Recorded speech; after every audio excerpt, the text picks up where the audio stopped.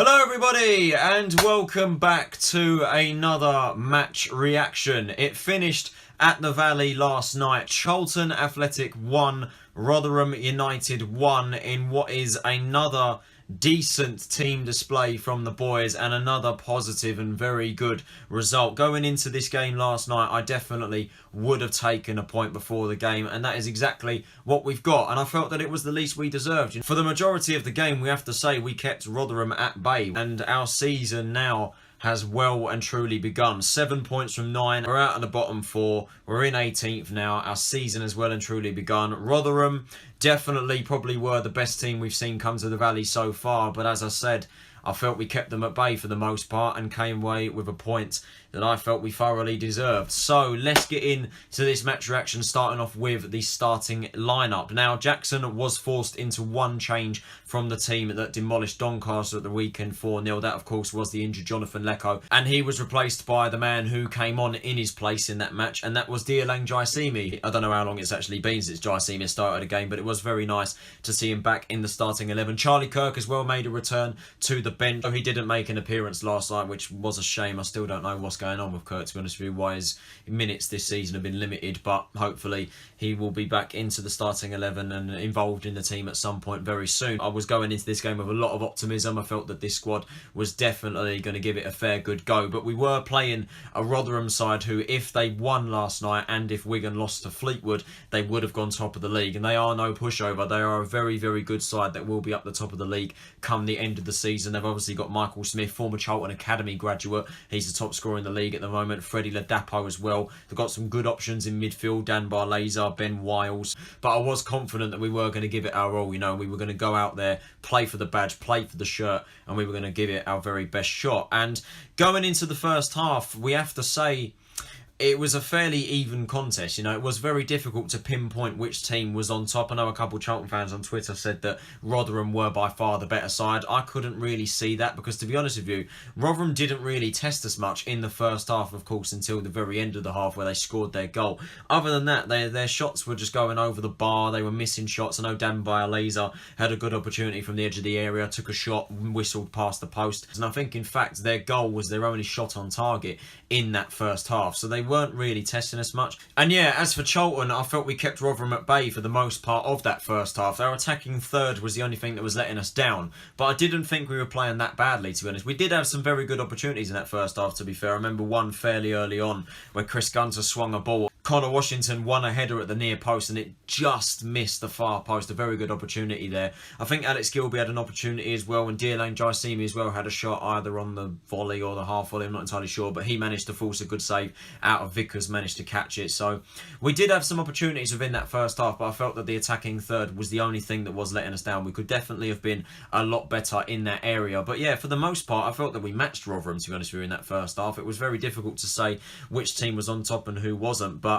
unfortunately, right on the stroke of half-time, Rotherham did take the lead. And in rather controversial fashion, as many Charlton fans have said, I went down to the crossbars at that point, so I didn't actually see what happened. But I've seen that a lot of people had a lot to say about that goal. Apparently, there was a foul throw which started the move towards the goal. I have seen the video of that, and to be honest with you, I don't really see an awful lot wrong with it. Obviously, he does take the throw further out from the touchline, but he does, you know, put the ball behind the back of his head and chucks it. You know, he does chuck it quite quickly, which I think is probably why people felt that it was a foul throw. But upon further inspection, well, from me looking at it anyway, as I say, I wasn't there to see it live in the flesh, as I was down in the bar getting a drink. But yeah, I've seen the video of it, and to be honest, I didn't really see an awful lot wrong with it. And then what followed after that, a lot of fans were saying that the ball, as it was crossed into the box, it looped around the goal and back in play. I've seen the highlights of it. Obviously, the highlights do show it, and it is quite difficult to tell from that angle, so I can't really comment on it. And as I say, I didn't actually see it. But what happened, the cross come in the box, Richard Wood managed to get a touch to it, and it falls to Mikael Miller, who smashes it into the roof of the net for 1-0. An awful time to concede, and that of course was half time. Charlton go a goal down, but yeah, I can't really comment on the goal that was scored because I wasn't there to see it. What I can comment on though was the absolute shambles that was the officiating team, and particularly the referee. I know the officiating in League 1 and League 2 is a shambles, but honestly, last night was the worst that I've ever seen it. He just gave everything Rotherham's way. It was just, honestly, it was just horrendous. He booked Stockley 4 minutes in for a 50-50. it honestly was just a shambles. And don't get me started on what he was doing in that second half, because honestly that second half the officiating just continued to be a shambles. The prime example being Michael Ihikwe, and he in my opinion was very lucky to not see red for his challenge. He was already on a yellow card and he brought down Alex Gilbey and the ref didn't book him, and then Rotherham go and sub him off straight after, which just tells you all you really need to know about it. I felt that Ihikwe was very lucky not to receive a second yellow card, because I felt it was, to be honest with you. I felt that he should have been sent off. Honestly, that incident just summed up the referee that night. It was just absolutely horrible. He did obviously give things our way towards the end of the game, but the majority of the first half, in fact all of the first half and every little thing, he was just giving Rotherham's way. But honestly, that second half in general, I felt that we were the team on top. I felt we come out guns blazing. I said that we needed to. We needed to come out the blocks in that second half fiery, and we did. We did exactly that, and we were, I think, absolutely on top. I did say, obviously, Rotherham, I felt that they are the best team we've seen at the Valley this year, but they weren't really at the races, to be honest with you. I felt that we found it fairly easy to keep them at bay. Michael Smith had a fairly quiet game, to be honest with you. I felt our defence done very well. Speaking of our defence, I do want to speak about this, because it is very interesting the way that Jackson has set up that defence, because obviously Jaiyesimi came into the side to replace Lecco, and he was sort of like, when we were on the defensive, he occupied like the right wing back position and Gunter moved to centre back, and then when we were on the attack, Purrington did the same thing that he did against Doncaster. You know, he was pushing forward a lot of the time. He was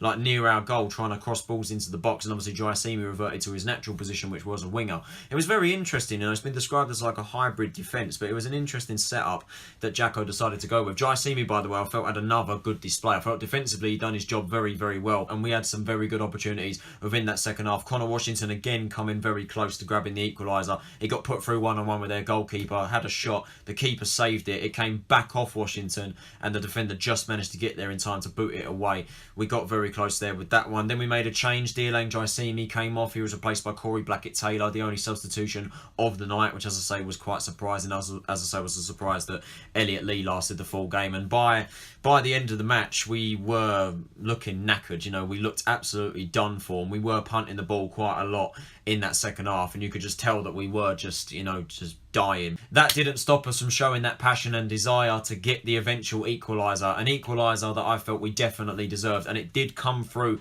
that man Conor Washington, who had missed a lot of opportunities early on in the game. As I say, the front post header in the first half and that one-on-one opportunity in the second. He probably should have had a lot more goals in this match, but he did grab that all-important equaliser. He outmuscled the defender for the ball, which, knowing the referee that game, I was actually quite surprised he didn't blow for a Rotherham foul. But anyway, Washington did grab hold of the ball. Stockley was running through. He was ready to play it through to him.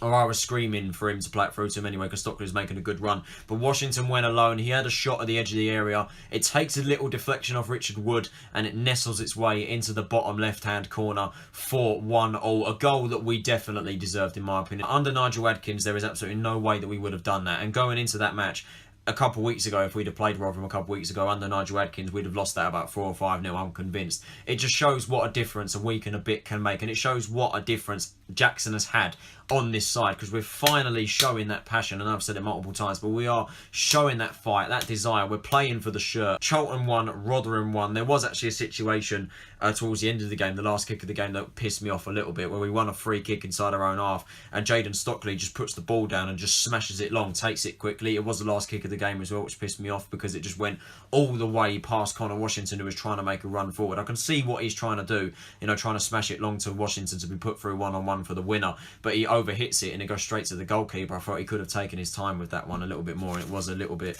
of a piss take. And there was actually one incident I forgot to mention. Craig MacGillivray made a save at 1-0 in that second half, which was an absolutely crucial save. You know, they won a header and MacGillivray's just poked an arm out and has just pulled off an unbelievable one-handed save. You know, if that had gone in, it would have been a very, very different game, but we did very well to keep them at bay. I felt Pearce had a very solid game. Famewo was okay. Gunter was just Chris Gunter, to be honest with you, just fairly average, to be honest. Purrington and Jaiyesimi had very good games. Dobson was decent as well in the midfield. Lee wasn't as effective, in my opinion. Stockley looked knackered by the end. I was surprised we didn't sub him off and brought on Josh Davison.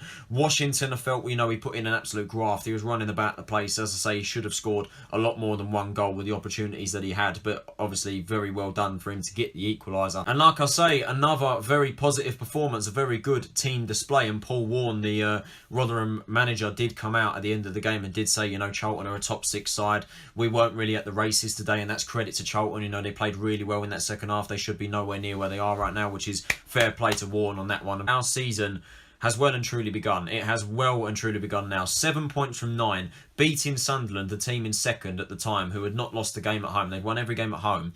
Demolished Doncaster. Yes, a very poor, very shit Doncaster side, but still. And then the Rotherham game last night, you know, going into that match, as I say, 2 weeks ago, if we'd have played them, we'd have been absolutely demolished. So the fact that we've gone out there, played the way that we did, and drew against a side like that, shows that this team, under Jackson, is starting to compete, and we're starting to get up the table now, and I honestly cannot wait for the next game. Obviously, our next couple of games now are the cup matches, of course, in the FA Cup on Saturday against Havant and Waterlooville, and then in the Papa John's Trophy on Tuesday night against Leyton Orient away, but we are already through in that, so we're probably going to play our Youth Academy boys in that game, and in the FA Cup, probably going to give our reserves a run around, give our first team squad a little bit of a rest, because, as I say, they looked absolutely knackered by the end of that game. But we're starting to play some good football, and we're showing the bare minimum that Jackson expects, and that is to give absolutely everything out there. And the fans last night, the atmosphere was absolutely outstanding. It was so electric and so brilliant, you know. We've missed that down the valley. We haven't had that for a long time. So that is it for this match reaction, guys. I hope you guys did enjoy it. If you did, can you possibly leave a like, subscribe if you're new around here, and turn on those post notifications so you are notified of every time I post a new video. What do you guys think of the game? Let me know in the comments below. Our season is well and truly kick-started, man. 7 points out of 9. And things are looking good, man. They're looking definitely a lot brighter than what it was a couple of weeks ago. And I'm really looking forward to seeing what we can do over the course of the next couple of games. Thanks again for watching this video, guys. It is greatly appreciated. Thank you for the continued support on the channel lately. It's been absolutely insane. This has been Tyler Roninson. Have a nice day, and I will see you all in the next video. Take it easy, stay safe, and I'll see you all then.